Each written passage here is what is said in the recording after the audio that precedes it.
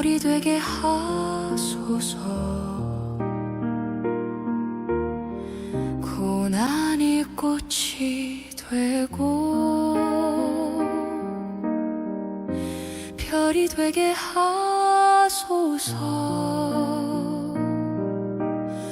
눈물이 강을 이루고 상처를 예수님께 가져오면 꽃이 됩니다. 나의 상처를 치유하실 분, 오직 예수님. 고난이 꽃이 되고 별이 되게 하소서. 어둠 속에 나의 맘 빛나게 하소서.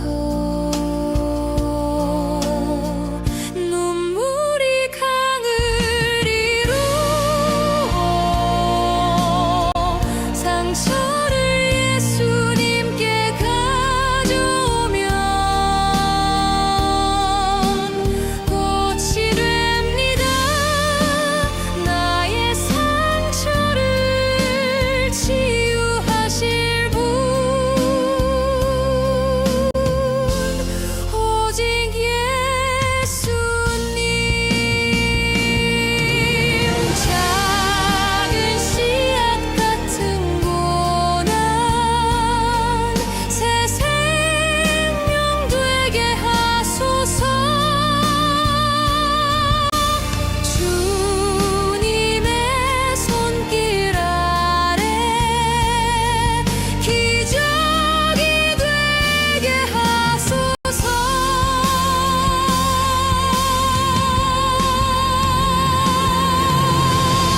낙심의 무게도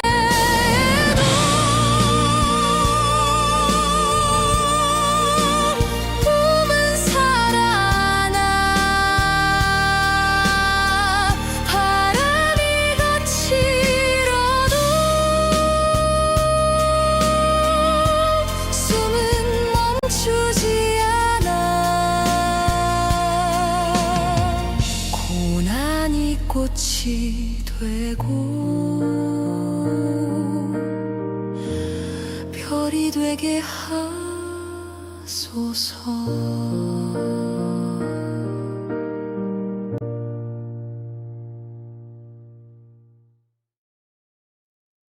감사합니다. 2026년 4월 1일 수요 기도입니다.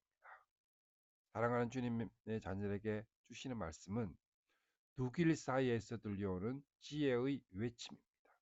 당신은 누구의 손을 잡으시겠습니까? 성경 말씀은 잠언 1장 7절입니다. 여호와를 경외하는 것이 지식의 근본이요 미련한 자는 지혜와 훈계를 멸시하느니라. 사랑하는 성도 여러분, 이 수요 기도의 자리를 기도로 지키시는 기도의 용사 여러분 반갑습니다. 오늘 우리는 구약의 지혜서 중의 보석 잠언 1장의 말씀을 통해 우리를 향한 하나님의 세밀한 음성을 듣고자 합니다. 우리가 매주 수요일마다 구속사의 입장에서 성경을 살펴보고 있는데, 오늘은 특별히 지혜라는 주제가 어떻게 예수 그리스도와 연결이 되며 우리의 매일매일의 삶을 구원하는 능력으로 나타나는지 깊이 묵상하는 시간을 갖겠습니다. 소란스러운 세상, 당신을 이끄는 목소리는 무엇입니까? 사랑하는 성도 여러분, 잠시 눈을 감고 도심 한복판을 상상을 해보십시오.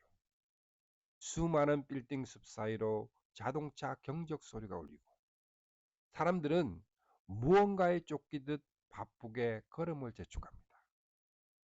스마트폰에서는 끊임없이 쏟아지는 새로운 정보와 뉴스. 이렇게 하면 돈을 벌 수 있다. 저것은 사야 행복해진다. 이 길만이 성공을 위한 지름길이다. 외치는 세상의 소음들이 우리의 길을 가득 채웁니다. 우리는 때로 이 거대한 소용돌이 속에서 도대체 무엇이 진리인가? 나는 지금 올바른 방향으로 가고 있는가? 현기증 나는 세상의 소음 속에 살아갑니다.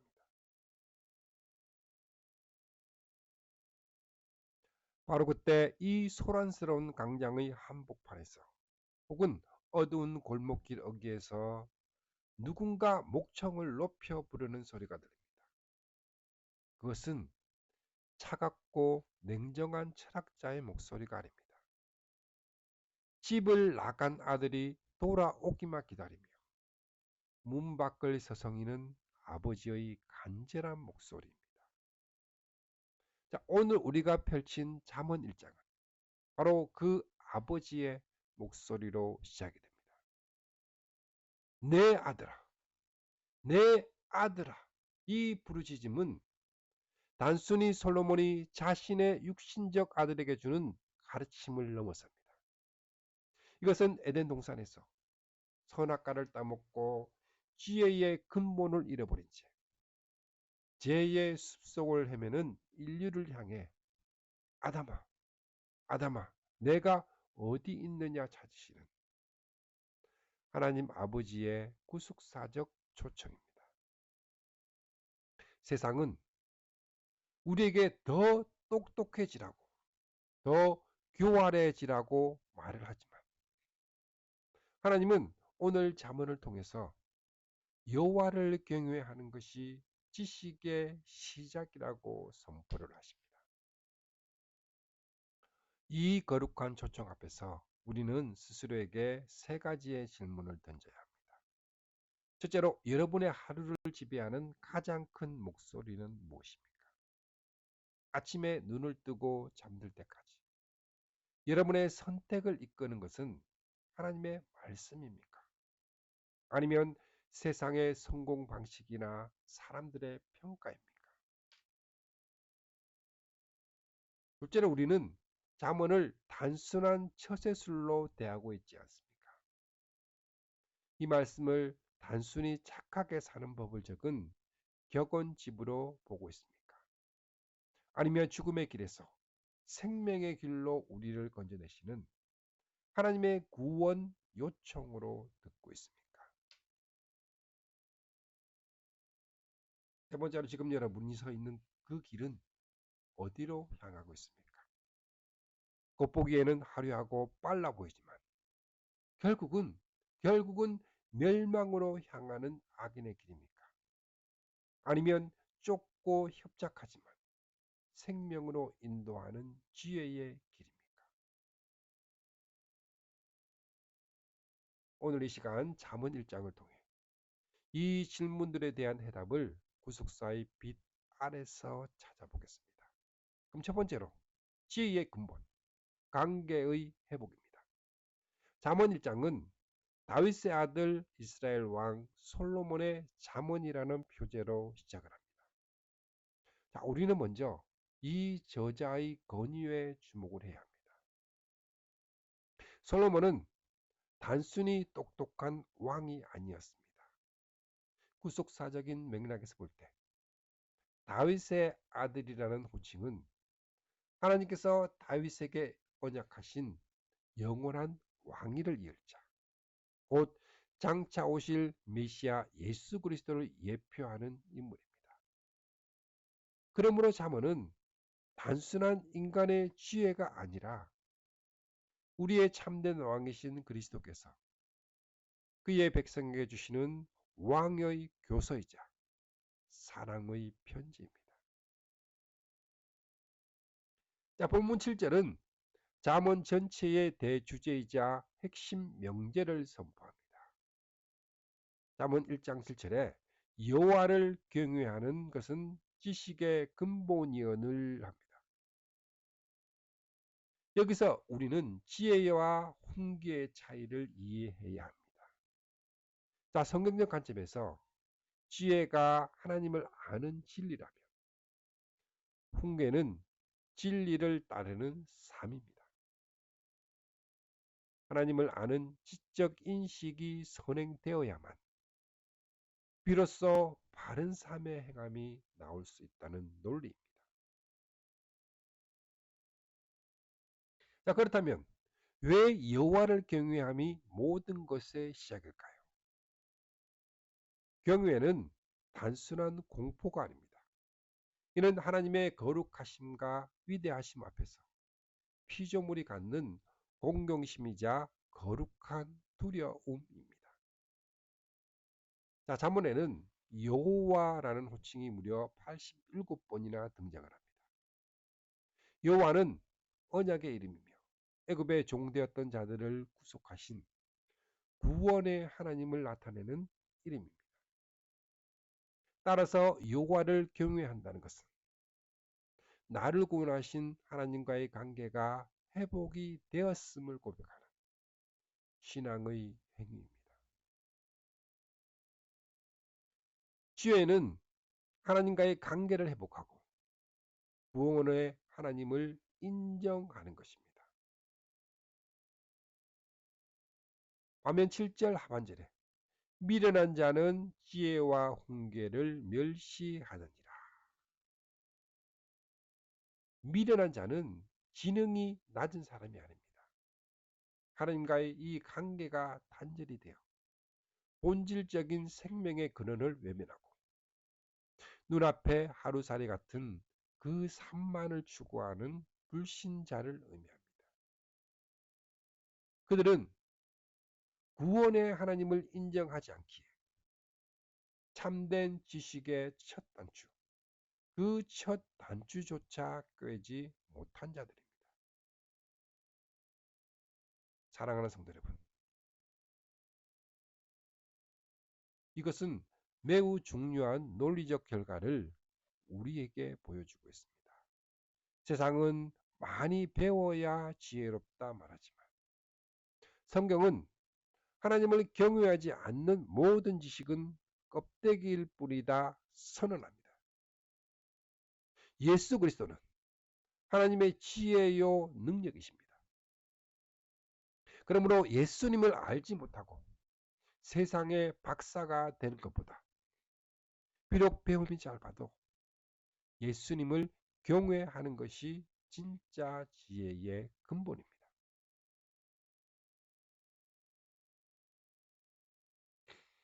오늘 여러분의 삶의 근본은 튼튼하십니까? 혹시 자녀 교육이나 사업 계획을 세울 때 하나님을 경외함이라는 이 기초석을 놓지 않은 채 세상의 정보와 기술이라는 그 벽돌만 쌓아 올리고 있지는 않습니까? 무너질 수밖에 없는 집을 짓고 있는 것은 아닌지 스스로 여러분에게 점검을 해 보십시오. 두 번째로 악한 자의 유혹과 죽음의 길입니다. 아버지의 훈계는 이제 매우 구체적이고 긴박한 경고로 이어집니다. 자, 10절 말씀입니다. 같이 봅니다. 내 아들아, 악한 자가 너를 꿰일지라도 따르지 말라. 여러분 한번 상상해 보십시오. 어두컴컴한 골목 혹은 은밀한 밀실에서 몇몇 사람들이 모여서 쑥덕쑥덕거립니다. 그들의 눈은 탐욕으로 번들거립니다. 그들이 순진한 젊은이에게 다가와 어깨를 감싸며 속삭입니다. 야, 야, 우리와 함께 가자. 힘들게 일해서 언제 부자가 되겠어? 우리가 가만히 엎드려 있다가 남의 것을 빼앗자.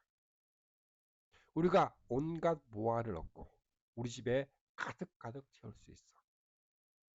너도 우리와 함께 제비를 뽑고 우리 돈주머니를 하나로 합치자. 우리 식구가 된 거야. 자, 이 장면은 오늘날 우리 사회 곳곳에서 벌어지는 일들과 너무나 흡사합니다.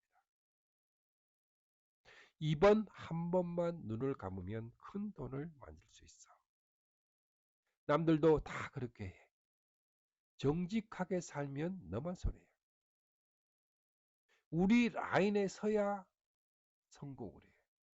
이런 식의 유혹들입니다. 그들은 우리라는 소속감을 미끼로 던지며 쉽게 얻는 불로소득을 약속을 합니다. 하지만 성경은 이들의 실체를 적나라하게 폭로합니다. 자, 본문 17절 말씀입니다. 새가 보는 데서 그물을 치면 헛일이겠거늘 새조차 뻔히 보이는 그물에는 들어가지 않는데 이 악한 자들은 스스로 쳐놓은 그물에 걸려드는 어리석은 짐승과 같다는 것입니다. 자, 그들이 가만히 엎드려 피를 흘리자 모의하지만 사실 그들이 흘리게 될 피는 바로 자기 자신의 피입니다. 그들이 숨어 기다리는 것은 남을 해치기 위한 같지만 실상은 자기 생명을 해하는 덫을 놓고 있는 것입니다. 이것이 죄의 속성입니다. 죄는 처음에는 달콤한 꿀처럼 다가오지만 그 끝은 사망입니다. 잠언서에 자주 등장하는 음녀나 악한 자는 단순히 나쁜 친구를 넘어 우리 영혼을 사냥하려는 사탄의 세력을 상징합니다. 그들은 아담과 하와에게 이것을 먹으면 내 눈이 밝아져 하나님같이 될 거야. 하나님같이 될 거야. 속삭였던 그 뱀의 후예들입니다. 그 길은 겉보기에 화려하고 빨라 보이지만 그 종착지는 음부요 사망입니다. 자, 그러나 우리에게는 소망이 있습니다. 첫 번째 아담은 유혹에 넘어가 우리를 죄의 길로 이끌었지만 두 번째 아담이신 예수 그리스도는 광야에서 사탄의 달콤한 유혹을 말씀으로 물리치셨습니다.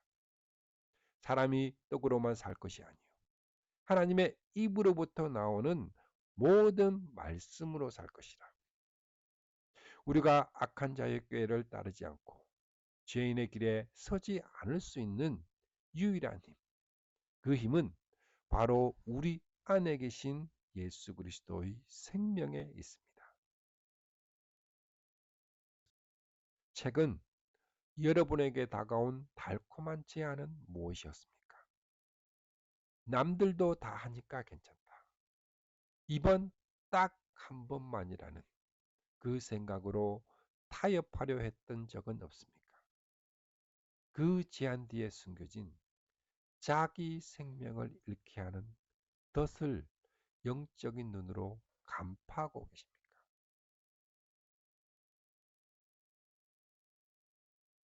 세 번째는 강장에서 외치는 지혜의 초청과 두 가지 종말입니다. 자, 이제 장면이 바뀝니다.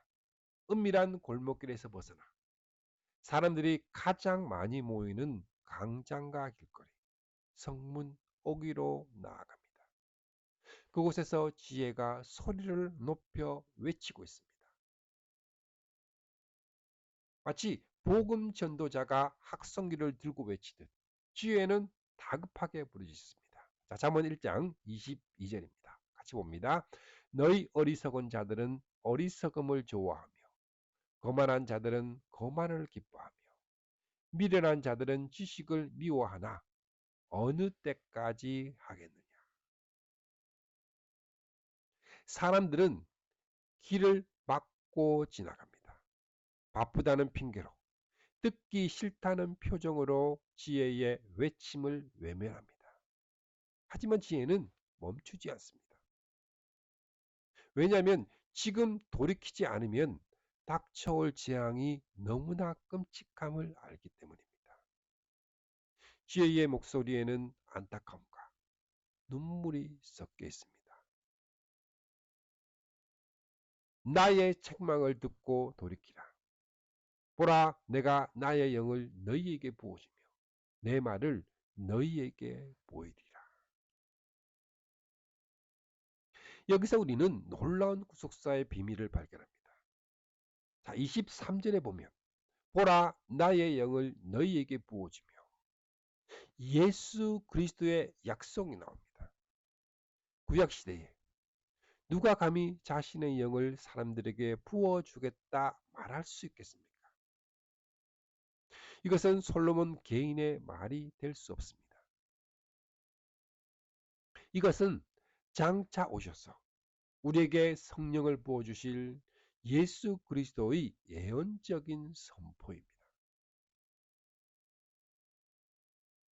사도행전 2장 38절에 오순절날 이 약속은 성취되었습니다. 베드로가 이르되 너희가 회개하여 각각 예수 그리스도의 이름으로 세례를 받고 제 사함을 받으라. 그리하면 성령의 선물을 받으리니 외쳤습니다. 잠언의 지혜가 초대하는 것은 단순한 도덕적인 각성이 아니라 오순절 성령 강림의 예표이며 회개하고 성령을 통한 새 생명을 얻으라는 복음의 초청인 것입니다. 그러나 이 간절한 초청을 끝내 거부한 자들의 결말은 참혹합니다. 24절과 24절에서 26절입니다. 하나님은 내가 불렀으나 너희가 듣기 싫어하였고 내가 손을 폈으나 돌아보는 자가 없었고 도리어 나의 모든 교훈을 멸시하며 나의 책망을 받지 아니하였은즉 너희가 재앙을 만날 때에 내가 웃을 것이며 너희에게 두려움이 임할 때에 비웃으시리라 경고하십니다. 이것은 잔인한 조롱이 아닙니다. 끝까지 구원의 손길을 뿌리친 거절한 자들의 종말은 재앙과 두려움, 부르짖어도 대답 없는 고통, 구원의 손길을 뿌리친 결과입니다.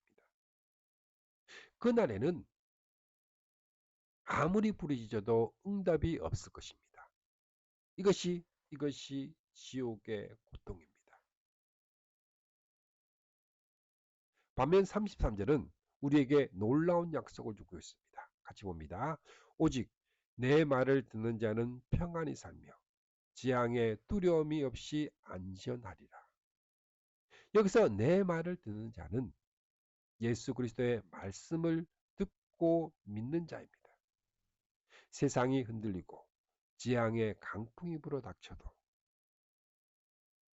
재앙의 두려움이 없는 삶, 그리스도 안에서 누리는 참된 샬롬입니다.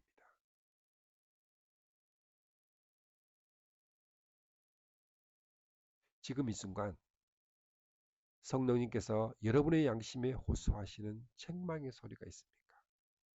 혹시 그 소리를 예서 무시하며 내일 생각하자 미루고 있지는 않습니까? 나의 신을 부어주겠다는 약속을 붙잡고 지금 당장 돌이켜야 할 제약은 무엇입니까? 이제 말씀을 맺겠습니다. 사랑하는 성도 여러분, 오늘 우리는 잠언 1장을 통해서 두 가지의 길, 두 가지의 목소리, 두 가지의 종말을 보았습니다. 잠언은 우리에게 명확한 구도를 보여주고 있습니다. 한쪽에는 미련한 자, 악한 자, 거만한 자가 있습니다. 그들은 여호와 경외하기를 싫어하고 자기 꾀를 의지하며 탐욕을 따라 넓은 길로 달려갑니다. 그 길의 끝은 자기 파멸과 죽음입니다. 다른 한쪽에는 지혜 있는 자, 의인, 듣는 자가 있습니다. 그들은 자신의 부족함을 인정하고 하나님의 책망을 받아들입니다. 그들은 예수 그리스도라는 그 좁은 문으로 들어가 성령의 인도하심을 받습니다. 그 길의 끝은 생명과 평안입니다. 잠언 1장의 구조는 명확합니다. 1장에서 9장 전체가 아들을 가운데 두고 그를 차지하려는 지혜, 그리스도와 음녀, 사탄과 세상의 치열한 영적 전쟁터입니다. 이것은 남의 이야기가 아닙니다. 바로 오늘 이 예배당 문을 나서는 그 순간부터 마주할 우리들의 현실입니다.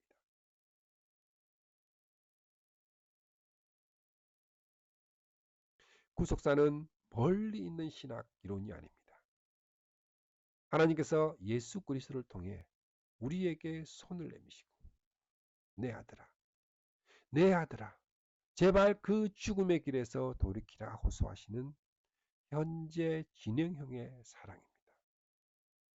그 사랑에 반응하는 것이 바로 여호와를 경외하는 것입니다. 이제 말씀을 새기며 우리의 삶을 변화시킬 세 가지의 실천적 질문을 던지며 기도의 자리로 나아가길 원합니다. 당신의 방향은 어디입니까? 오늘 당신의 하루를 지배한 목소리는 무엇입니까? 당신은 여호와 경외하는 기초 위에 집을 짓고 있습니까? 결단과 실천을 해봅시다. 끊어야 할 것, 악한 자의 깨와 유혹하는 모임입니다. 반대로 이어야 할 것, 지혜의 영이신 성령님과 깊이 연결되는 시간입니다. 어떤 시간? 말씀 묵상과 기도를 확보하시겠습니까? 가정에서의 실천입니다. 잠언은 아버지가 아들에게 주는 교훈 형식을 띠고 있습니다. 부모 되신 여러분, 자녀들에게 성공해라는 말보다 여호와를 경외하는 것이 지식의 근본이다 가르침을 유산으로 물려주고 계십니까? 오늘 밤 자녀의 머리 위에 손을 얹고 이 지혜가 임하도록 축복 기도해 주시지 않으시겠습니까? 사랑하는 성도 여러분, 내 말을 듣는 사람은 안전하고도 걱정 없이 살 것입니다. 지금 돌이키십시오. 당신의 선택이 영혼을 결정합니다. 그 지혜의 손을 잡으십시오. 이 약속을 붙들고 오늘 이 밤 다 함께 통성으로 기도하시겠습니다.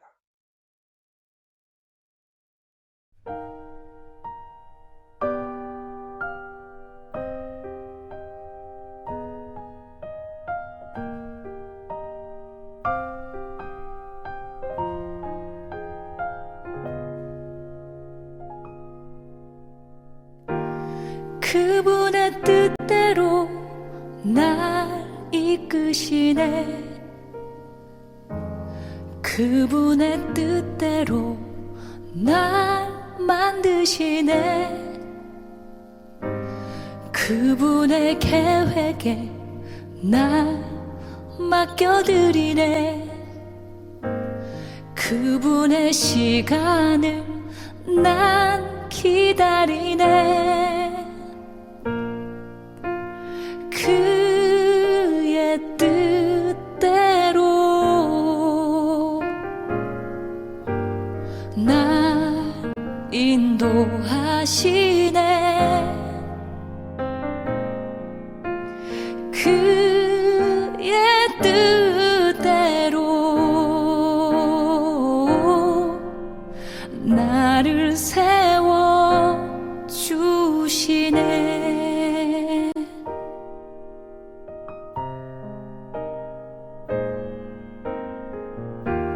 그분의 뜻대로 날 이끄시네.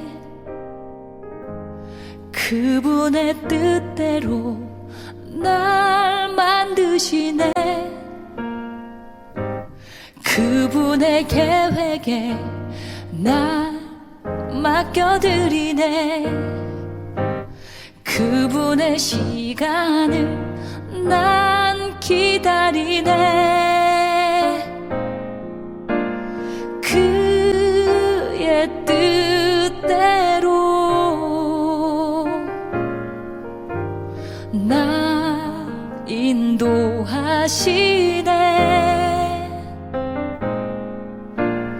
그의 뜻대로 나를 세워주시네.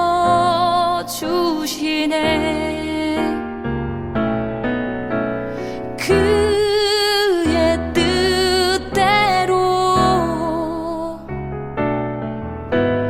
날 인도하시네.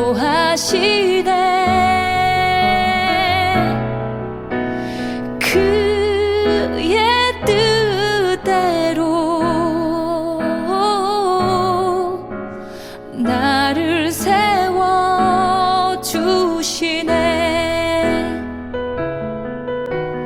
그의 뜻대로 나 인도하시네.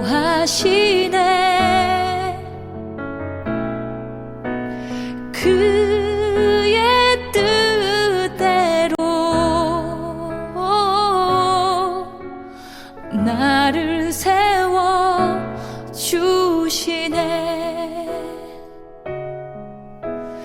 나를 세워주시네.